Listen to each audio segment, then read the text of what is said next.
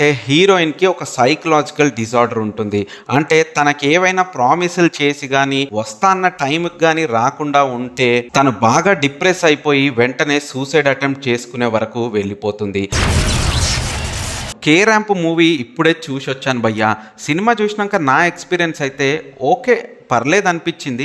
అంటే మన 'కిరణ్ అబ్బవరం' ప్రీవియస్ సినిమాలతో పోలిస్తే ఈ సినిమా అయితే చాలా బెటర్‌గానే ఉంది. అలా అని చెప్పి మనోడి టెంప్లేట్ ఏమన్నా మిస్ అయిందా అంటే లేదు. అదే టెంప్లేట్. అంటే ఒక మాసీ ఇంట్రడక్షన్, పాత సినిమాలోని హిట్ సాంగ్స్ అన్నిటిని మ్యాషప్‌గా ప్లే చేయడం, ఇలాంటి జిమ్మిక్లే చాలా చోట్ల జరుగుతూ వచ్చాయి సినిమా అంతా. కానీ సినిమా కోర్ పాయింట్ మాత్రం కొంచెం సెన్సిబుల్ టాపికే భయ్యా. ముందుగా సినిమా కథ విషయానికి వస్తే లైఫ్ ని బాగా ఎంజాయ్ చేస్తూ హ్యాపీగా గడిపేస్తూ ఉంటాడు కుమార్. తను ఇలా అల్లరి చిల్లరగా ఉంటూ ఎక్కడ లైఫ్ ని స్పాయిల్ చేసుకుంటాడో అని తన తండ్రి తన్ని కేరళలో ఉండే ఒక కాలేజ్ కి పంపిస్తాడు. అక్కడ హీరోయిన్ తో పరిచయం ఏర్పడుతుంది. ఇక కామన్ గా వీళ్ళిద్దరి మధ్య లవ్ స్టార్ట్ అవుతుంది. అయితే ఇక్కడే అసలు ట్విస్ట్ మొదలవుతుంది. మ్యాటర్ ఏంటంటే హీరోయిన్ కి ఒక సైకలాజికల్ డిజార్డర్ ఉంటుంది.